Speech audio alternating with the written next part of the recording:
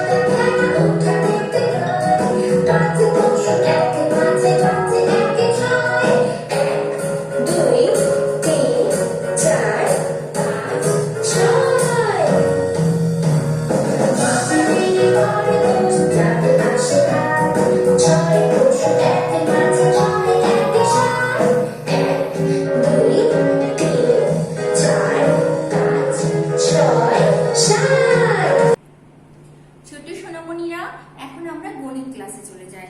আসেন তো দেখেন তো কি আছে আমাদের। 13 1 3 13 1 4 14। আমরা 13 এবং 14 ডিজিট দুইটি রং করব। দেখেন তো কি আছে। Count the elephant and bears and colour the digits 13 14। হাতি এবং হরিণগুলো গণনা করে 13 14 ডিজিটগুলো রং করব। গুণিত তো 13 আছে কিনা। 1 2 3 4 5 6 7 8 9 10 11 12 13 13 ডিজিটটি রং করব। এখন দেখি তো হরিণ 14টা আছে কিনা ডিয়ারগুলো। 1 2 3 4 5 6 7 8 9 10 11 12 13 14।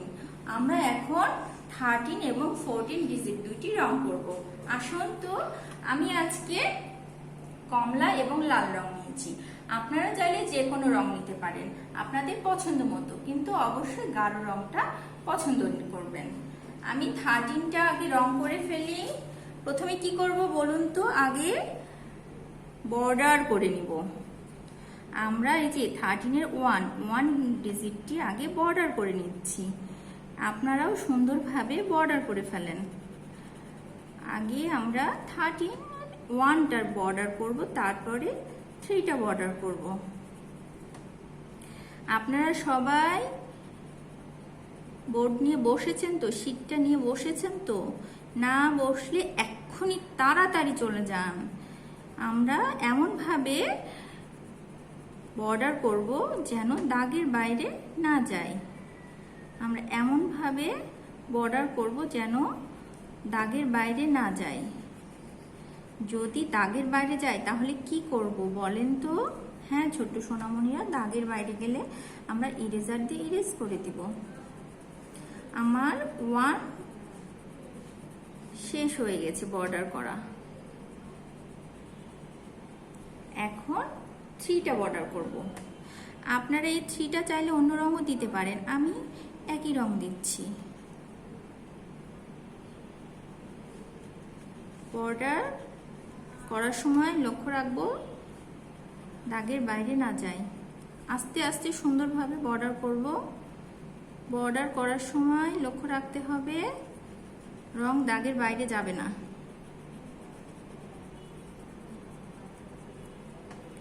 আমরা আস্তে আস্তে বর্ডার করব, তাড়াহুড়া করব না। আমরা যদি তাড়াতাড়ি করার চেষ্টা করি তাহলে তো রং দাগের বাইরে চলে যাবে, তাই না?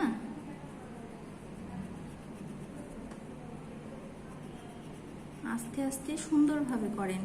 প্রয়োজন মতো বোর্ডটা ঘুরিয়ে নেবেন, সুবিধা মতো যেই দিকে সুবিধা মনে হবে সেই দিকে বোর্ডটা ঘুরিয়ে নেবেন।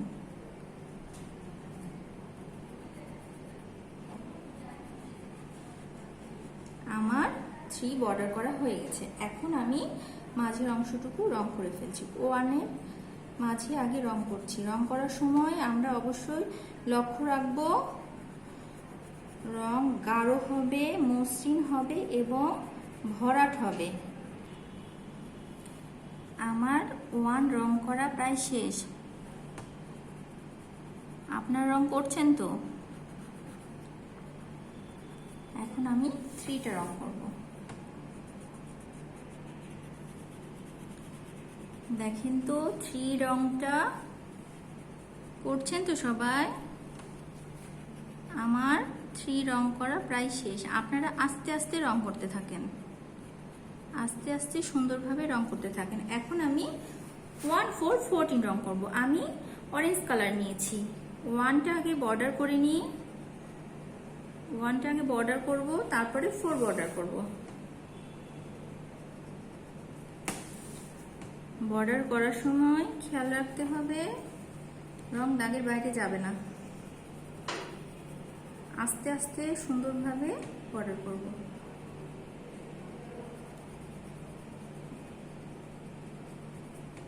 আমার 1 বর্ডার করা শেষ। এখন আমি 4টা বর্ডার করছি।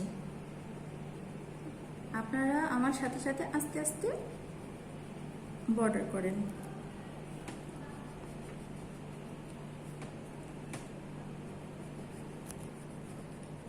আস্তে আস্তে সুন্দরভাবে বর্ডার করেন।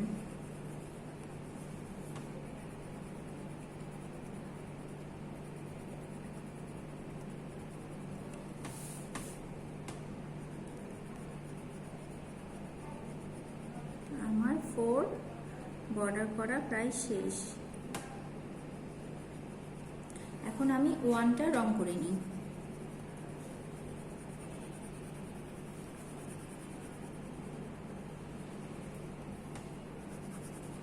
যতক্ষণ সাদা ভাব থাকবে ততক্ষণ আমরা মসৃণ করব, ততক্ষণ আমরা রং করে মসৃণ করে নিব।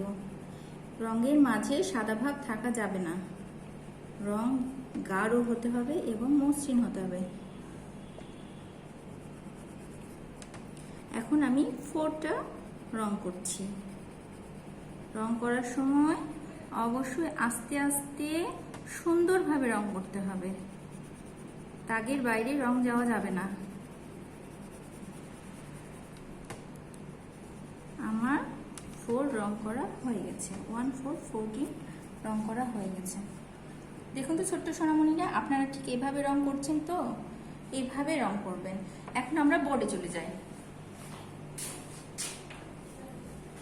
Overwrite on the dots of the digits 13, 14. আমরা 1, 3, 13 ডটের উপর দিয়ে হাত ঘুরিয়ে লিখব। 1 প্রথমে আমরা কি লিখব? 1 এর উপর 1 এর ডটের উপর দিয়ে হাত ঘুরিয়ে লিখব। আস্তে আস্তে হাত ঘোরাবেন। 1। এখন 3 আমরা পেন্সিল দিয়ে বাসায় ডট পূরণ করব। যদি ডট পূরণ করার সময় দাগের বাইরে চলে যায় আমরা ইরেজার দিয়ে মিশিয়ে ফেলবো। পরের অংশে চলে যায় 1।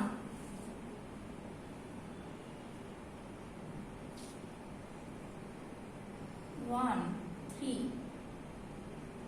আস্তে আস্তে হাত ঘোরাতে হবে 1 3 13 1 আস্তে আস্তে ডটের উপর দিয়ে আমরা হাত ঘোরাবো। এখন আমরা 14 এ যাব 1 4 14 আমরা 14 এর ডটের উপর দিয়ে হাত ঘোরাবো 1 প্রথমে 1 এর ডটের উপর দিয়ে হাত ঘোরাবো 1 এখন 4 4 14 আবার 1 4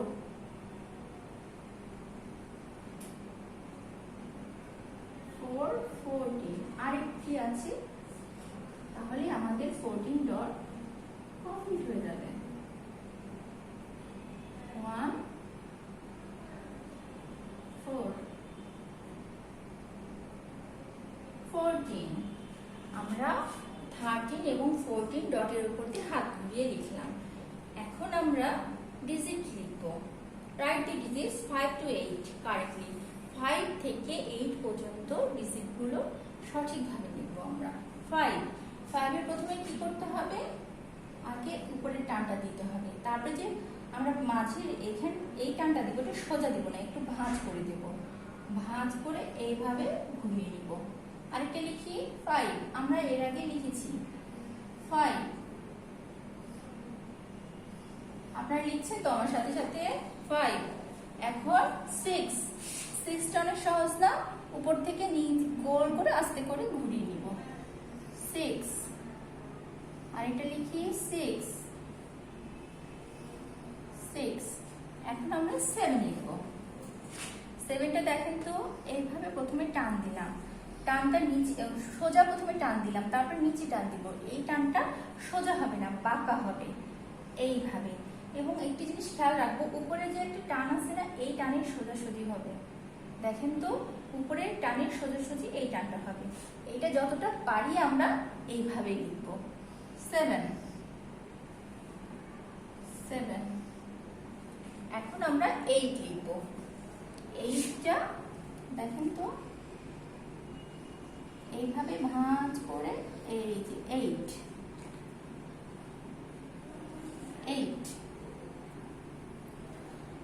পরের অংশে চলে যায় 8 আরেকটা লিখি 8 আমরা 5 6 7 8 লিখলাম এবং 13 14 ডটের উপর দিয়ে হাত ঘুরিয়ে লিখলাম। এখন আমরা চারু ও কারুকলা ক্লাসে চলে যাই। ছোট সোনামণিরা আজকে কি আছে দেখেন তো। আজকে আমাদের ব্যাঙ আছে। কি আছে? আষাঢ় মাসে কোলা ব্যাঙ, ছাতা মাথা, খ্যাঙ্গর খ্যাং।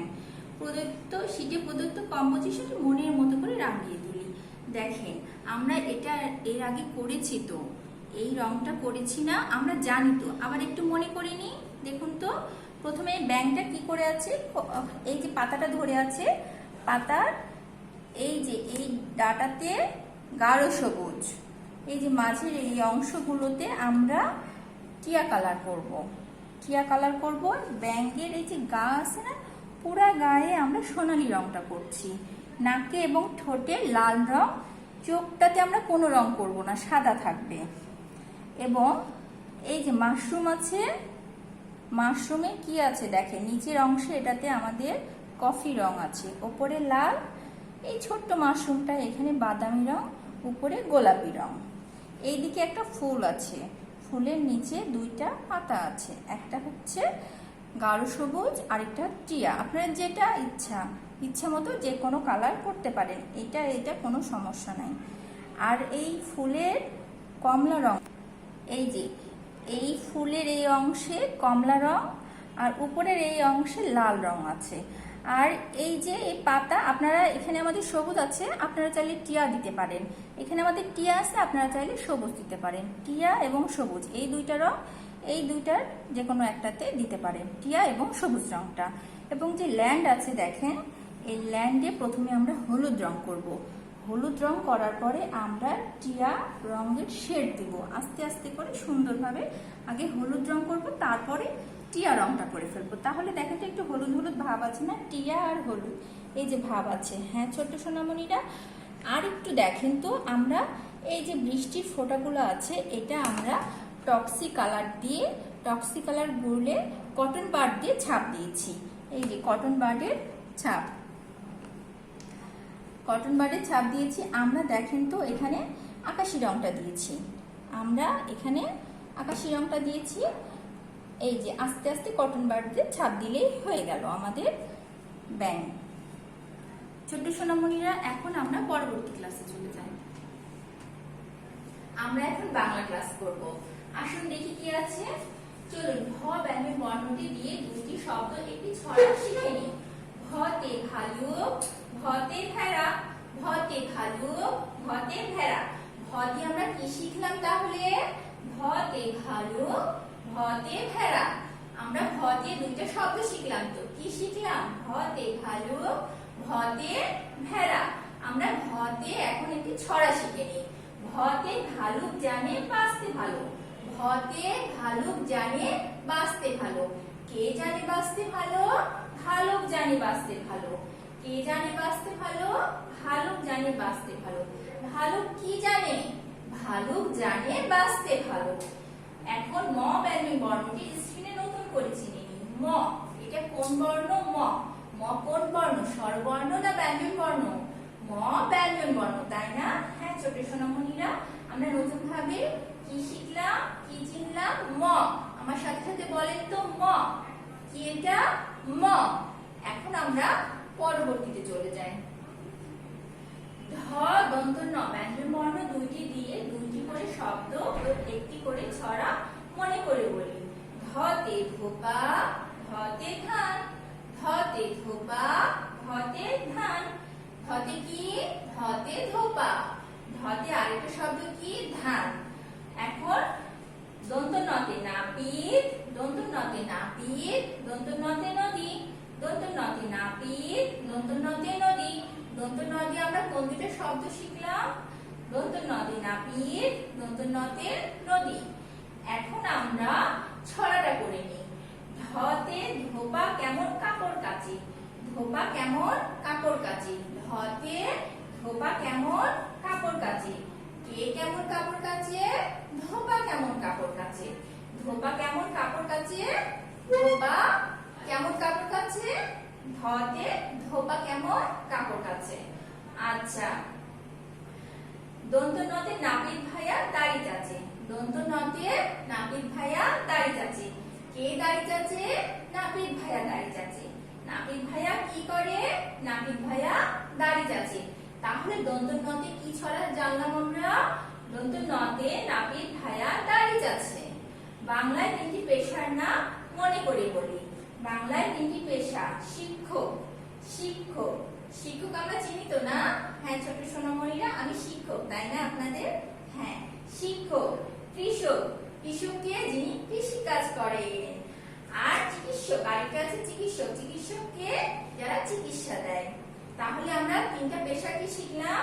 শিক্ষক, কৃষক, চিকিৎসক। আরেকবার বলেন তো, শিক্ষক, কৃষক, চিকিৎসক।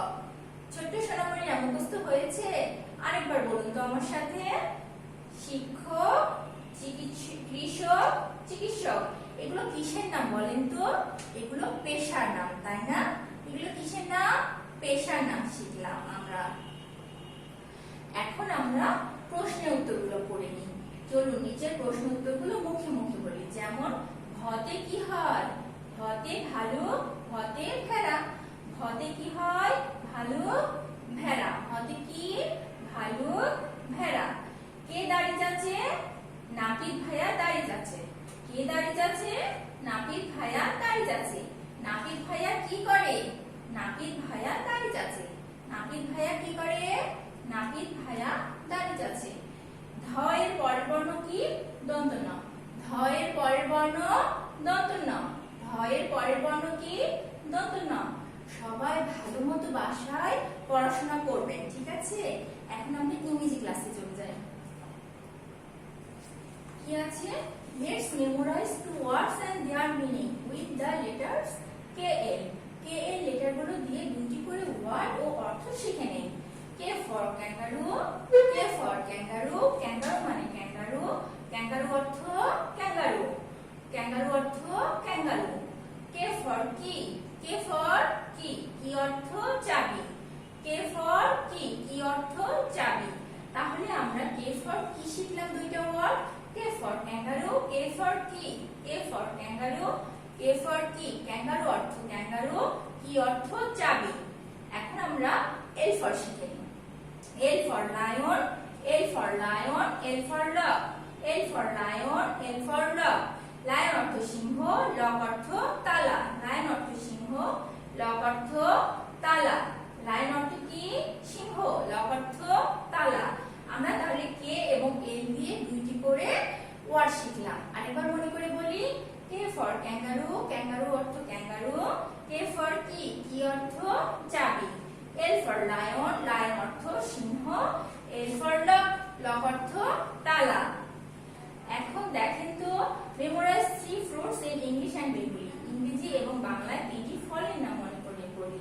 ম্যাঙ্গো, ম্যাঙ্গো অর্থ আম, ম্যাঙ্গো, ম্যাঙ্গো অর্থ আম। ব্যানানা, ব্যানানা অর্থ কলা, ব্যানানা, ব্যানানা অর্থ কলা। জ্যাকফ্রুট, জ্যাকফ্রুট অর্থ কাঁঠাল, জ্যাকফ্রুট অর্থ কাঁঠাল। তাহলে তিনটি ফলের নাম আমরা কি শিখলাম? Mango, banana, jackfruit, mango, banana, jackfruit. তাহলে আমরা এখন বাংলা অর্থটা আবার মনে করে বলি তো, ম্যাঙ্গো অর্থ আম, ব্যানানা অর্থ কলা, জ্যাকফ্রুট অর্থ কাঁঠাল, জ্যাকফ্রুট অর্থ কাঁঠাল। কাঁঠাল আমাদের জাতীয় ফল, আমরা জানি তো না? আর বলেন তো ম্যাঙ্গোটা কি? আম, আম হচ্ছে ফলের রাজা। এখন তো আমের সময়, আমরা সবাই মজা করে ফল খাবো, আমটা খাবো, তাই না? আম খাচ্ছি তো আমরা সবাই। হ্যাঁ ছোট সোনামণিরা, আপনারা সবাই আম খাবেন। আম খেতে কিন্তু খুব মজা, তাই না? আমরা নিচে এখন প্রশ্ন উত্তরগুলো মুখে মুখে বলবো। যেমন, what is the Bengali meaning of lock? লকের বাংলা অর্থ কি? লকের বাংলা অর্থ তালা, লক অর্থ তালা, লক অর্থ তালা। হোয়াট ইজ ফর কে? কেতে কি হয়? কেতে kangaroo, K for kangaroo, kangaroo আরেকটা কি? কি, ক্যাঙ্গারু কি, K for kangaroo, K for কি। তাহলে ছোট সোনামণিরা কে ফর আমরা শিখে গেলাম না? K for kangaroo, K for key, K for kangaroo, K for key. ছোট সোনামণিরা, আজকে এ পর্যন্তই। আমরা আজকে যেসব ক্লাস করেছি আপনারা সবাই খুব মনোযোগ দিয়ে বাসায় সবাই প্র্যাকটিস করবেন, সবাই মনোযোগ সহকারে করবেন। আমাদের পরীক্ষা শুরু হয়ে গেছে না? হ্যাঁ ছোট সোনামণিরা, সুন্দরভাবে আপনারা পরীক্ষা দিবেন। আজকের মতো এ পর্যন্তই। আপনারা সবাই ভালো থাকেন, সুস্থ থাকেন এই কামনায়। আল্লাহ হাফেজ।